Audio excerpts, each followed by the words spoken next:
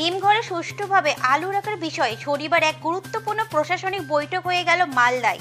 জেলা প্রশাসনিক ভবনে আয়োজিত এক বৈঠকে হাজির ছিলেন রাজ্যের মন্ত্রী তাজমুল হোসেন, জেলা শাসক Nitin Singhania, cold storage association সভাপতি উজ্জ্বল সাহা সহ অন্যান্য প্রশাসনিক আধিকারিকরা।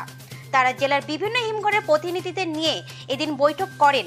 বৈঠকে হিমঘরে সুষ্ঠুভাবে আলু রাখার বিষয়ে আলাপ আলোচনা চলে এবং গোটা প্রক্রিয়া সুষ্ঠুভাবে সম্পন্ন করার জন্য জেলা প্রশাসনের পক্ষ থেকে এক মনিটরিং কমিটিও গঠন করা হয় বলে জানা গেছে।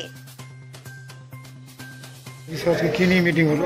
আজকে আমাদের আলু যে আছে বিভিন্ন কোল্ড স্টোরেজে রাখা হবে, সেটা সুচারুভাবে হয়, ভালোভাবে হয়, তার জন্য একটা মিটিং করা হয়েছে, যেখানে জনপ্রতিনিধি থেকে শুরু করে কোল্ড স্টোরেজ ওনার্সরা ছিলেন, কোল্ড স্টোরেজ অ্যাসোসিয়েশন ছিলেন এবং বিভিন্ন দপ্তরের আধিকারিকরা ছিলেন।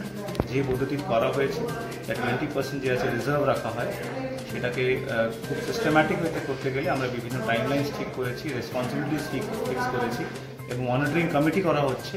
যে কমিটি যে আছে বিভিন্ন দপ্তরের আধিকারিক নিয়ে হচ্ছে, তারা পুরো প্রক্রিয়াটা ভালো করে দেখবে যাতে খুব সুন্দরভাবে হয়, কোনো আলু চাষির কোনো সমস্যা না হয়। বিভিন্ন জায়গায় যে সমস্ত কোল্ড স্টোরে আছে সমস্ত চাষিদেরকে আমরা প্রত্যেককে চাষিদেরকে আমরা অ্যাডভার্টাইজ করে বলে দেবো যে আপনারা দরখাস্ত করুন, কোল্ড স্টোরে আপনারা আলু রাখুন, আপনাদের বন্ডের সমস্ত রকম ব্যবস্থাপনা করা হয়েছে, আপনাদের কোনো যেন 2 নম্বরই না হয় তার জন্য আমরা সমস্ত রকম ব্যবস্থা করেছি। আমাদের একটা মনিটরিং কমিটিও হয়েছে।